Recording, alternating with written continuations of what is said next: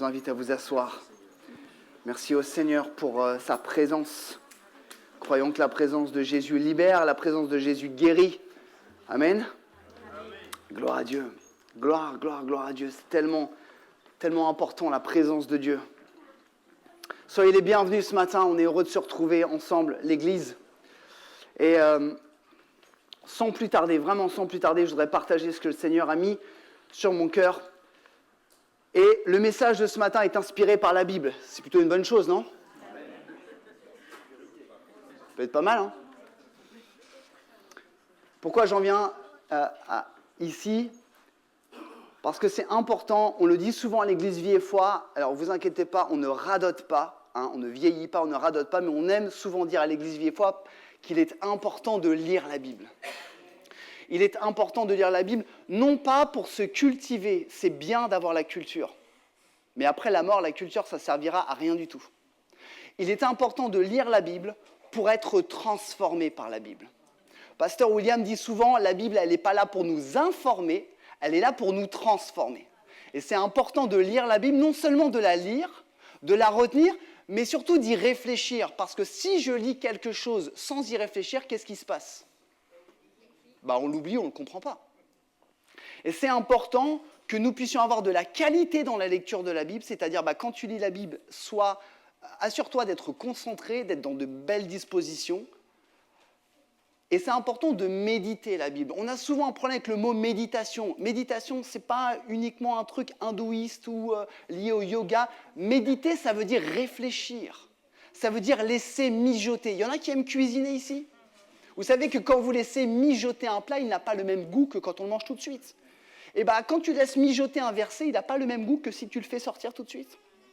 Le psalmiste le dira dans le psaume 119, je ne sais pas si je l'ai mis, mais il dit « Je suis plus perspicace que tous mes maîtres, car je médite tes instructions. » Ça veut dire non seulement je lis la Bible, mais je réfléchis à ce que la Bible, elle m'enseigne. Et ça, c'est vraiment important. Et donc, en ce moment, je lis la Bible, comme depuis longtemps, et je lis le livre de Samuel, 1 Samuel et 2 Samuel dans l'Ancien Testament. Et le livre de Samuel nous parle du roi David. Il y en a qui connaissent le roi David ? Le berger David, le guerrier David, le roi David, la même personne. Et on se dit, David, le guerrier, le roi David, c'est un homme selon le cœur de Dieu, c'est un modèle. Oui, mais pas que. Sa vie a pourtant été remplie de déceptions, de difficultés et de drames parce que David, homme selon le cœur de Dieu, a péché. Vous le savez ça ? Et à cause de son péché, il y a eu des conséquences dans sa vie. D'où le titre du message de ce matin, « Les conséquences du péché dans nos vies ». Et vraiment, le Seigneur m'a interpellé quand je lisais l'histoire de David. C'est comme un livre, c'est comme un roman. David, il fait ça, David, il fait ci. Ok, je peux fermer ma Bible et aller travailler. Mais à un moment donné, mais Seigneur, qu'est-ce que tu veux m'enseigner par ça ? Qu'est-ce que tu veux m'enseigner ? Je voudrais faire un rappel ce matin, beaucoup d'entre nous le savons, c'est quoi péché ? On dit un péché, c'est pas bien, c'est péché, faut pas. Péché, c'est manquer la cible, manquer la volonté de Dieu. C'est pas simplement braver un interdit, c'est Dieu, il a un plan qui est parfait pour nos vies, et si ce plan, je le manque, je manque la volonté de Dieu. Est-ce que tu peux juste dire à ton voisin ce matin, péché, c'est manquer la volonté de Dieu ?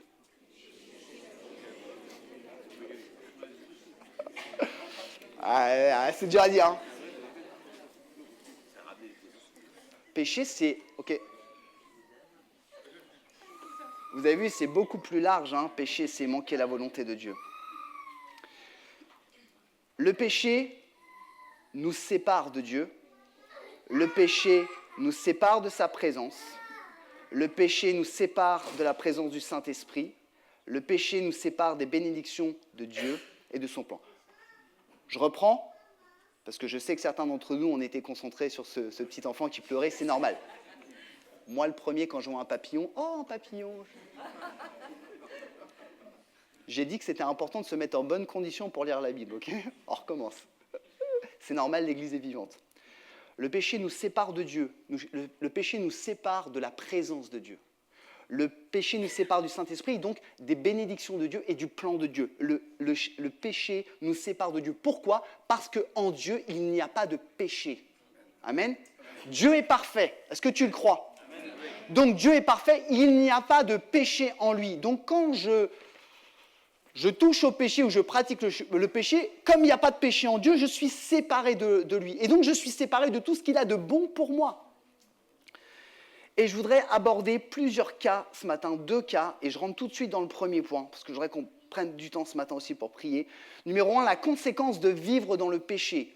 Définition, vivre dans le péché. J'ai un de mes collègues cette semaine qui me dit au travail, il vivait dans le péché. C'est il n'est pas croyant, hein, mais c'est une expression que beaucoup de Français utilisent. Vivre dans le péché, ça veut dire quoi ? Vivre dans le péché, je dirais plutôt avoir une vie qui est dirigée par le péché. Vivre dans le péché, c'est vivre sans Dieu. Vivre dans le péché, c'est vivre une vie où on n'a pas pris conscience et on n'a pas accepté le sacrifice de Jésus à la croix pour nous. C'est ça, vivre dans le péché. La Bible dit, rappelez-vous, et si vous ne savez pas, je voudrais le rappeler brièvement, dans la Genèse, il nous est dit que l'homme et la femme, les premiers qui ont été créés par Dieu, nous croyons que Dieu est le créateur de l'homme et de la femme, amen. Okay. Ils ont choisi de leur propre chef de désobéir à Dieu. Et cette désobéissance les a séparés de Dieu. Elle les a séparés de Dieu, ils ont désobéi à Dieu. Et donc, que dit la Bible ? Ils ont péché, ils ont manqué la volonté de Dieu. Et donc, quand on manque la volonté de Dieu, la conséquence, c'est la mort. Romains 6, 23 nous dit que le salaire que verse le péché, dans la traduction Bible du Semeur, je crois, c'est la mort. La conséquence, c'est la mort éternelle, pas la mort physique sur terre, la mort spirituelle, mais aussi la mort éternelle. C'est-à-dire être séparé de Dieu et vivre en enfer, avec tous ceux et celles qui auront refusé de soumettre leur vie à Dieu. Je suis désolé, ce matin, c'est assez punchy, mais c'est la Bible, hein. Excusez-moi. Vous vous adresserez directement au SAV là-haut. Donc quand je vis dans le péché, je reste séparé de Dieu. Je reste dans cet état que Adam et Ève ont créé. Je reste séparé de Dieu. Je ne profite pas du sacrifice que Jésus a fait sur la croix où il a lavé, pardonné, effacé tous mes péchés. Et je ne sais pas vous, mais moi j'en ai beaucoup. Mais quand je vis dans le péché, je ne bénéficie pas de ça. Et la conséquence, c'est la mort. Et je voudrais m'adresser ce matin à ceux et celles peut-être qui n'ont pas encore décidé personnellement de suivre Jésus et qui vivent encore dans le péché. Parce que le maître de leur vie, c'est eux, c'est pas Jésus. Et il y en a à l'église Vie et Foi. Nous ne les jugeons pas, nous voulons les aimer. Et mon rôle de chrétien, avant d'être mon rôle de pasteur, c'est de prêcher l'évangile et de dire « Il est encore temps de suivre Jésus. Il est encore temps d'accepter Jésus. Il est encore temps d'accepter le pardon de tous tes péchés. Passé, présent, à venir, futur. Il est encore temps. » Parce que quand tu mourras, le plus tard possible, j'espère pour toi, mais ce sera trop tard. Il faut saisir le pardon des péchés. Éphésiens, chapitre 1, verset 7, nous dit « en Christ, en Jésus, parce qu'il s'est offert en sacrifice, nous avons obtenu la délivrance, le pardon de nos fautes. Dieu a manifesté sa grâce dans toute sa richesse. » Et c'est merveilleux. Et on peut éviter cette conséquence du péché en acceptant Jésus personnellement. Pas parce que quelqu'un te dit, tu sais, tu devrais suivre Jésus. Pas parce que tu devrais dire, oh, c'est sympa de venir à l'église tous les dimanches et tout. Non, c'est pas ça. Ça, c'est suivre une mode. Je voudrais aussi, avant de passer au deuxième point, m'adresser, j'ai beaucoup réfléchi avant d'aborder ce point, mais je pense qu'il faut que je le dise. Je voudrais m'adresser peut-être à ceux et celles ce matin qui se disent sauvés ou qui croient se convaincre qu'ils sont sauvés, mais qui vivent délibérément dans le péché, sans vouloir soumettre leur vie à Christ. Peut-être tu es baptisé, peut-être que tu as pris le baptême, mais finalement, quand tu regardes ta vie avec honnêteté, je ne te juge pas, hein, mais en fait, le maître de ta vie, ce n'est pas Dieu, hein, ce n'est pas Jésus, hein, c'est toi, donc tu vis dans le péché. Et moi, je crois que la Bible dit que la conséquence du péché, c'est la mort. Et vous savez, on peut se mentir à soi-même, on peut mentir à tout le monde, mais on ne peut pas mentir à Dieu. Et je préfère vous le dire, il y a peut-être des gens dans ce monde qui suivent Jésus, qui n'ont pas eu l'occasion d'être baptisés et qui seront sauvés. Hein ? parce que tout le monde n'a pas la chance d'avoir une église locale. Mais je crois malheureusement qu'il y a beaucoup de gens qui se disent chrétiens, qui ont pris le baptême, et qui resteront sur la touche. C'est pas à moi de le dire, hein. C'est le Seigneur qui juge, mais je crois que c'est important de le dire. Tu essaies de te convaincre que tu es sauvé. Tu te dis chrétien, tu vas peut-être même à l'église. Mais si tu regardes vraiment ta vie, je dis tu, je pourrais dire moi, mais moi j'ai la conviction que je suis sauvé. Si tu regardes ta vie, elle ne ressemble pas à celle d'un disciple de Jésus. Donc tu dis que tu es un disciple de Jésus, mais quand tu regardes ta vie, en fait, elle ressemble nullement à celle d'un disciple de Jésus. Donc, résultat des courses, tu vis dans le péché. Et j'ai même envie de dire que c'est encore plus grave, parce que tu vis dans le péché en connaissant ce que Jésus a fait pour toi. Alors peut-être que tu ne l'as pas compris dans ton cœur et que c'est peut-être intellectuel, mais c'est important pour moi de te le dire. Si tu es vraiment sauvé, ta vie ne devrait pas ressembler à celle que tu as aujourd'hui. Vous savez, le sacrifice de Jésus a beaucoup de valeur. Et je suis désolé de dire ça si mes propos sont durs, mais je trouve que beaucoup de gens aujourd'hui prennent Jésus pour un imbécile. Jésus, t'es mort pour moi, tu as pardonné mes péchés, je crois en toi, je crois en la vie éternelle et je fais ce que je veux, quand je veux, où je veux. Et ça, pour moi, c'est manquer de respect au Seigneur. Vous savez que dans la Bible, il y a des hommes et des femmes qui étaient comme ça. Avez-vous entendu parler de Ananias et Saphira ? Pour ceux qui ne connaissent pas, lisez le livre des Actes dans le Nouveau Testament. Ananias et Saphira étaient certainement des Juifs qui vivaient avec les croyants. Ils faisaient partie du groupe de croyants. Étaient-ils croyants ? Je ne sais pas, je ne pense pas. Mais en tout cas, ils étaient avec eux. D'accord ? La Bible dit que les croyants, ils vendaient leurs propriétés, ils donnaient de l'argent. Et eux ont fait quelque chose de malhonnête.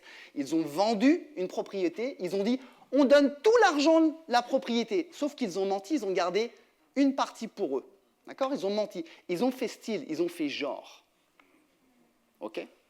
Ils peut-être se convainquaient ou ils ont convaincu qu'ils étaient croyants. La Bible nous dit qu'ils sont morts de manière dramatique. La Bible nous dit qu'ils ont blasphémé contre le Saint-Esprit, c'est-à-dire, ça veut dire mentir au Saint-Esprit ou mentir en mettant le Saint-Esprit en jeu.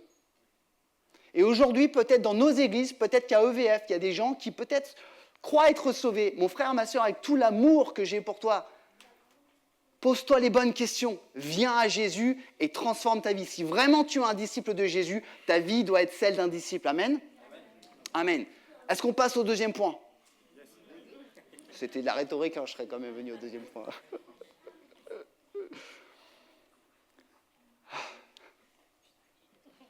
La conséquence de vivre dans le péché, c'est la mort. Mais, on parle du roi David. David était bien sauvé, hein, c'était un enfant de Dieu. Donc lui, il était sauvé, il a péché. Donc je voudrais parler maintenant des conséquences du péché dans la vie du chrétien, dans la vie de celui ou celle qui se définit disciple de Jésus.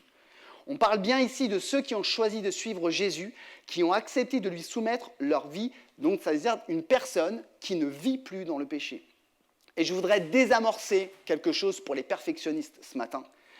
Même si nous ne vivons plus dans le péché, nous continuons à pécher, même en tant qu'enfants de Dieu, en raison de notre corps qui est encore charnel. Si vous rencontrez un jour un chrétien qui te dit « tu ne pêches plus parce que tu es chrétien », c'est quelqu'un qui n'a pas compris la Bible, ou c'est quelqu'un qui veut mettre une pression très importante sur toi. D'accord ? Si vous ne me croyez pas, vous avez raison, lisez la Bible. Lisez Paul aux Romains qui dira « Qui me délivrera de ce corps de mort ?» Qui me délivrera de... Vous connaissez ce passage qui dit « Ce que je veux faire de bien, je ne le fais pas. Et ce que je veux faire de mal, je le fais. » Ça résume pas un peu nos vies, nous, des fois ? Hein ? Et bien ça, c'est quoi ? C'est la nature charnelle. Donc nous sommes enfants de Dieu, nous sommes sauvés, nous croyons en Jésus. Amen ? Est-ce qu'il y a des gens dans ce cas-là, ici, ce matin ? Très bien, 3, c'est super. Je vais prêcher l'évangile encore. Mais nous continuons à pécher, nous fautons parce que nous sommes encore dans un corps charnel. Nous menons cette lutte, nous devons rester fidèles au Seigneur et nous ne devons pas simplement nous contenter de dire « bon, bah, c'est comme ça, je suis chrétien, je pêche ». Non, non, nous devons progresser et nous sanctifier. Ça s'appelle la sanctification. Pécher de moins en moins pour ressembler à Jésus. C'est là toute la différence. C'est accepter qu'on est encore amené à pécher, mais progresser. Je te pose la question ce matin. Est-ce que tu pêches de moins en moins ? Discrètement, pose la question à ton voisin. est-ce que tu pêches de moins en moins? Ah, il y en a qui osent pas, on est entre nous. Il y en a qui se regardent, qui font... Dis-le, est-ce que tu pêches de moins en moins? Il n'y a pas de mal, hein? On est à EVF, on ne se juge pas, on est d'accord, hein? Ok? Si la personne te dit oui, bah, tu dis gloire à Dieu. Et puis si la personne te dit non, bah, tu dis gloire à Dieu pour ton honnêteté, je vais prier avec toi. Et puis tout le monde est content. Hein? Nous devrions pécher de moins en moins et nous sanctifier. Pourquoi est-il primordial de se sanctifier et de pécher de moins en moins? Parce que c'est la volonté de Dieu. Et comme on est séparé du péché, eh ben on est avec Dieu.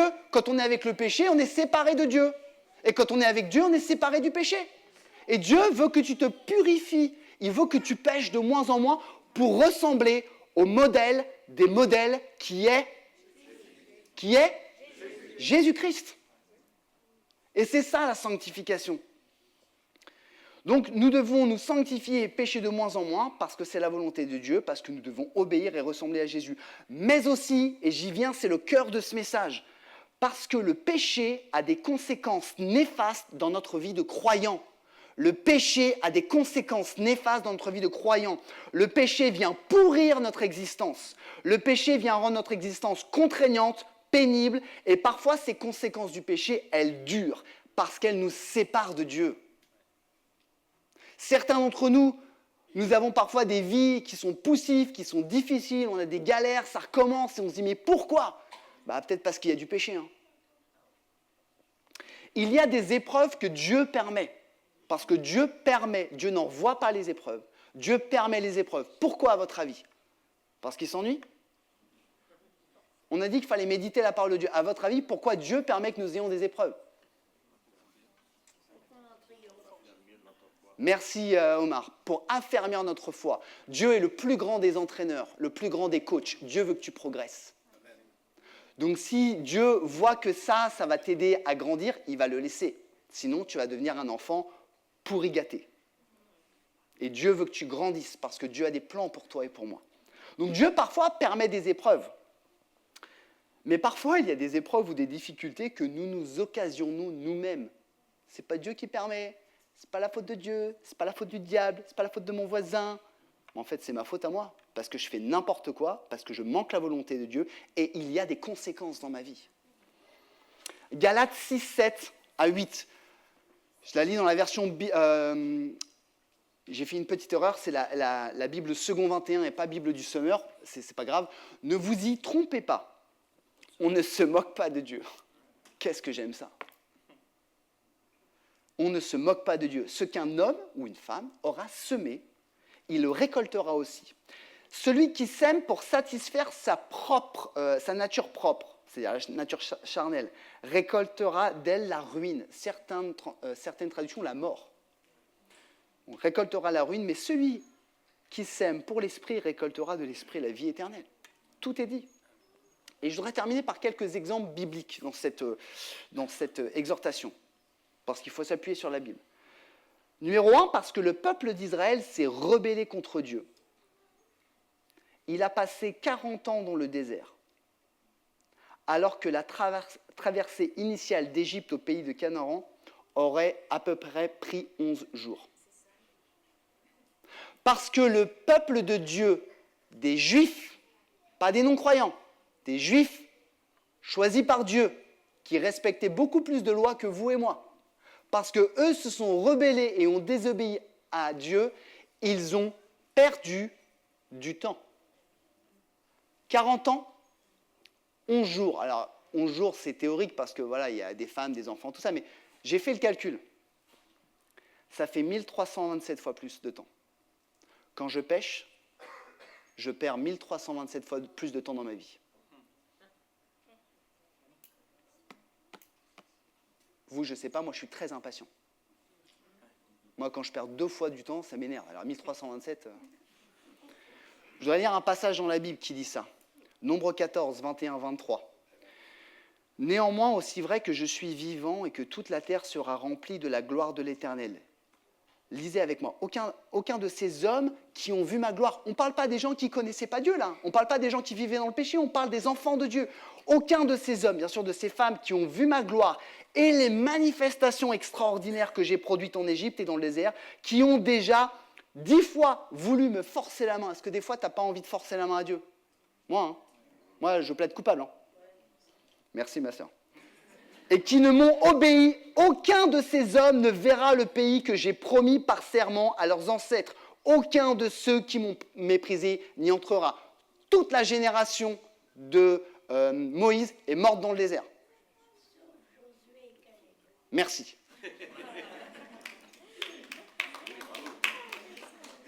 Encyclopédie biblique Ghislaine.com. Sauf Josué et Caleb, qui n'avaient pas péché. 1327 fois plus. Quand tu pèches dans ta vie, en tant que chrétien, tu perds du temps. Deuxième exemple. Parce que le roi Saül a désobéi à Dieu et il a péché, il a perdu sa royauté. Et Dieu lui a retiré son onction. Résultat, quand je pêche, Dieu m'enlève les bénédictions. Et je ne rentre pas dans le plan qu'il avait prévu. Je ne rentre pas dans les détails. Ceux qui sont intéressés, lisez le chapitre 1 de Samuel qui nous parle du roi, le premier roi d'Israël, Saül. Je lis simplement un texte dans 1 Samuel. Samuel, le juge, qui était prophète aussi, je crois, dit à Saül, « Tu t'es comporté de façon stupide. Tu n'as pas respecté le commandement que l'Éternel, ton Dieu, t'avait donné. Regardez bien, l'Éternel aurait affermi pour toujours ton règne. » Ça veut dire que l'Éternel aurait prévu des belles choses pour Saül, mais parce que Saül a désobéi, il n'a pas pu.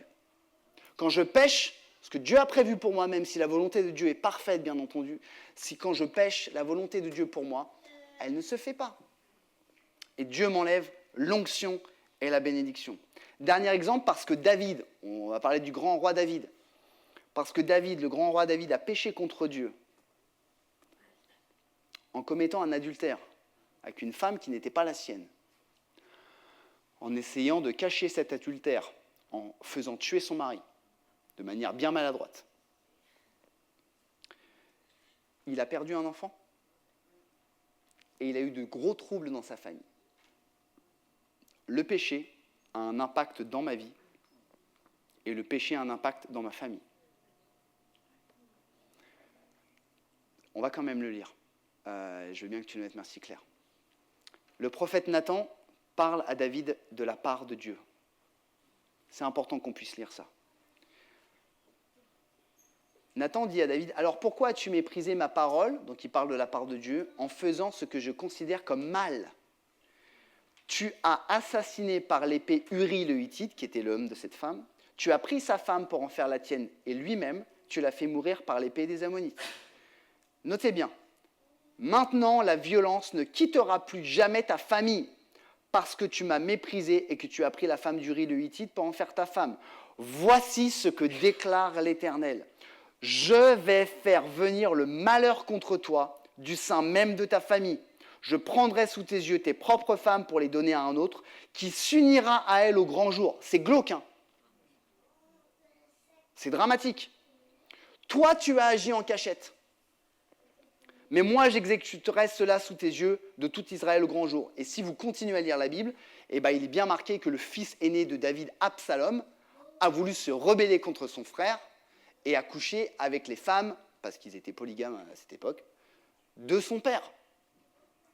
Parce que David a péché contre Dieu et il y a eu des conséquences néfastes dans sa vie. Résumé, le péché dans nos vies nous fait perdre du temps. Le péché dans nos vies nous prive des bénédictions et du plan de Dieu. Et le péché dans nos vies impacte notre vie et notre famille. Et c'est malheureusement ce par quoi certains d'entre nous, nous passons. Nous sommes enfants de Dieu, nous sommes sauvés, mais parce que nous péchons, le péché a des conséquences néfastes dans nos vies qui sont poussives, qui sont remplies de troubles. Et ce qui est important, frères et sœurs, c'est qu'on pense à tort que Dieu ne nous écoute pas, que Dieu nous a abandonnés, que Dieu ne veut pas nous bénir, que Dieu ne veut pas me donner mon travail, que Dieu ne veut pas que je me réconcilie avec mon fils ou à ma fille, et que Dieu si, et que Dieu ça, et que Dieu si, et que Dieu ça. mais le problème, c'est que tu pèches en fait. Et ce n'est pas Dieu qui permet, c'est parce que le péché que tu as occasionné, et peut-être que tu continues à pratiquer, a des conséquences néfastes dans ta vie. Et souvent, on se plaint. Combien de fois? Ouais, mais je prie, mais le Seigneur, il ne me répond pas, il ne m'aime pas, de toute façon, il ne m'a jamais aimé, blablabla, blablabla. Bah, je ne peux pas croire à ça parce que je crois à la Bible. Et la Bible a dit que Dieu aime l'humanité entière. Donc si tu me dis que Dieu t'aime pas, mais que la Bible dit que Dieu t'aime d'un amour profond, je suis désolé, je préfère croire à la Bible. Et vous? Vous aussi? Merci ma sœur. Prenons le temps de méditer.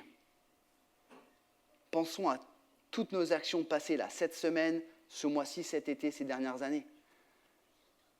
Est-ce que je continue à pécher, volontairement ou involontairement, contre le Seigneur? Il y a une position à prendre et arrêtons de pécher. La bonne nouvelle, parce que il y a quand même une bonne nouvelle, c'est qu'avec le péché, le Seigneur est toujours prêt à pardonner. Amen. David a été pardonné. Alors ça ne l'a pas empêché de perdre un enfant. Ça ne l'a pas empêché d'avoir des troubles. J'aurais pas aimé avoir la vie de David. Juste lisez la vie de David, vous verrez que vous vous plaindrez moins. Le Seigneur est toujours prêt à pardonner et à relever, même, et j'insiste, si cela peut prendre du temps. Parce que souvent nous sommes impatients, nous prenons une décision le dimanche matin à 11h26. Seigneur, je décide de ne plus pécher. Et à 11h32, on se plaint, on dit, mais Seigneur, pourquoi ça ne s'est pas résolu dans ma vie? Ben, ça ne marche pas comme ça. J'aimerais que ça marche comme ça, mais ça ne marche pas comme ça.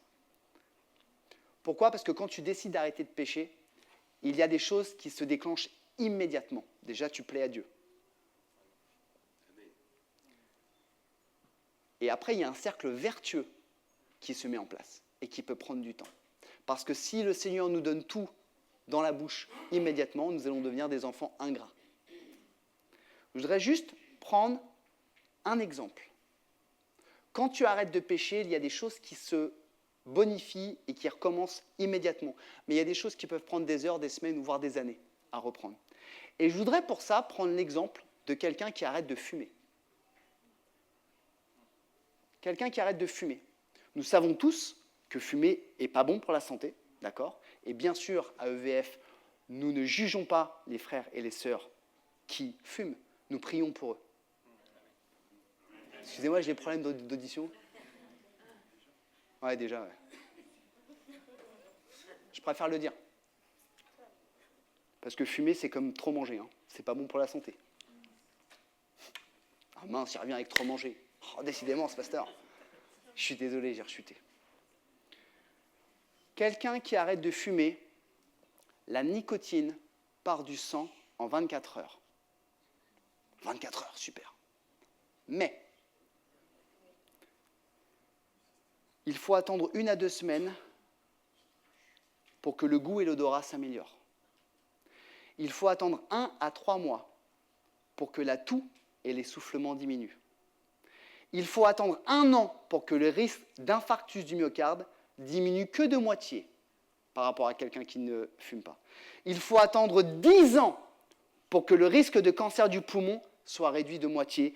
Et il faut attendre 15 ans pour que le risque cardiovasculaire soit équivalent à celui d'un non-fumeur. Donc quand tu arrêtes de fumer, quand tu arrêtes de pécher, c'est un exemple, hein, vous me suivez? Quand tu arrêtes de fumer, bien sûr, tu as des bienfaits tout de suite. Mais tu vas voir, en continuant d'arrêter de fumer, qu'au fur et à mesure, tout va s'accélérer et tout va être bon. Et il ne faut surtout pas recommencer à fumer. C'est la même chose avec le péché. Si tu arrêtes de pécher, si tu arrêtes de louper, manquer la volonté de Dieu, tu vas certainement avoir des bénédictions immédiates. Mais il faut tenir, parce que les bénédictions vont continuer. Vous me suivez? Vous voyez un peu mon exemple? Je voulais le faire avec le sport, puis je me suis dit non, le sport, c'est démodé, ça ne sert à rien. Je voudrais conclure. C'est un texte que je n'ai pas ajouté et que je voudrais vous lire, que j'ai lu dans la Bible hier, et mon message était déjà envoyé, donc je voudrais juste vous le lire.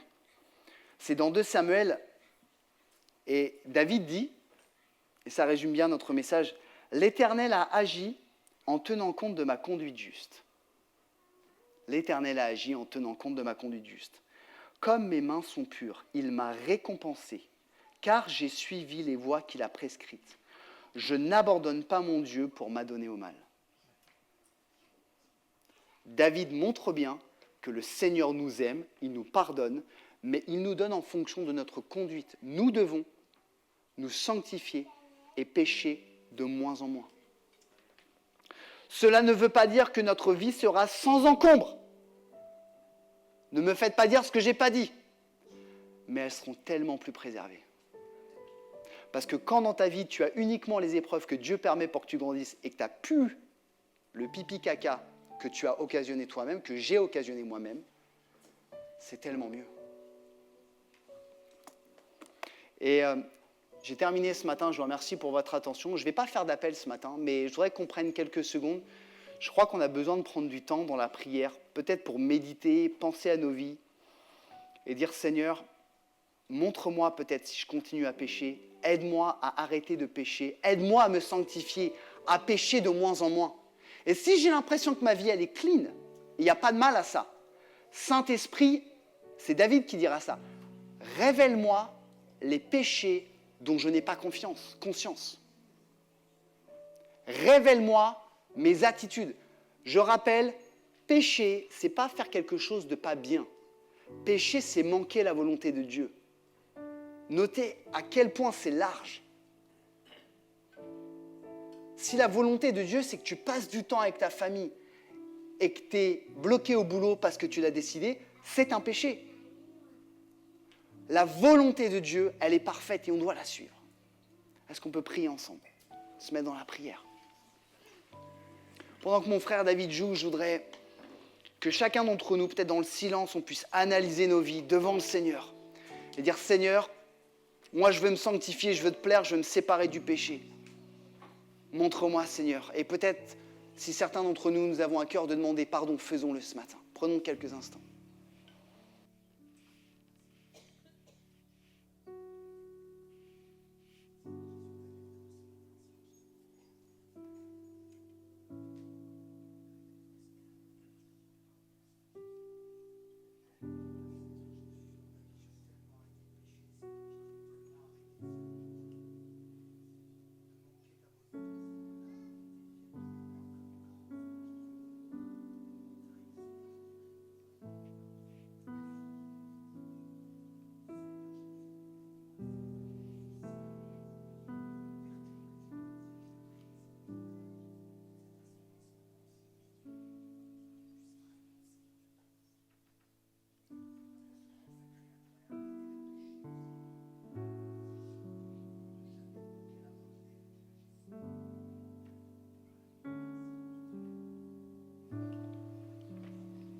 Ce matin, si le Saint-Esprit révèle quelque chose à votre cœur, ou peut-être même si vous savez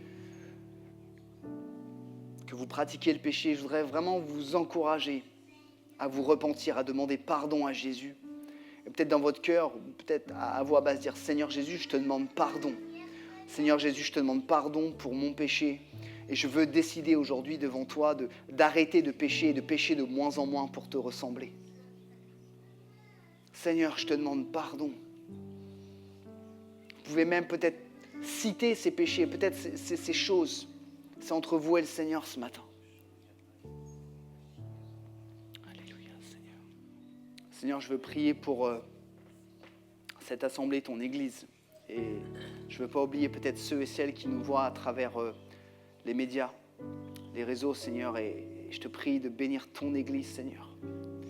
Je voudrais pour ma part te demander vraiment pardon, Seigneur, pour toutes les fois où je continue à pécher.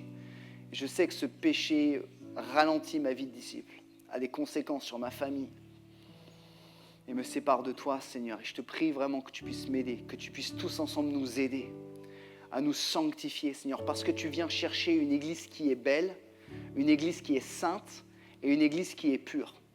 Pas une église qui est parfaite parce qu'on ne peut pas être parfait, mais une église, Seigneur, qui t'aime tellement qu'elle met en tout premier la volonté de son Seigneur. Et Seigneur, je te prie vraiment que ta volonté soit dans ma vie, dans la vie de mes frères et sœurs, peut-être de mes amis qui ne te connaissent pas et qui sont là avec nous ce matin ou qui nous regardent. Que ta volonté soit notre direction, Jésus. Que ta satisfaction soit notre objectif, Jésus.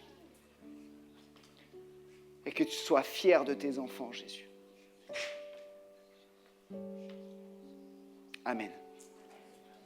Que le Seigneur vous bénisse.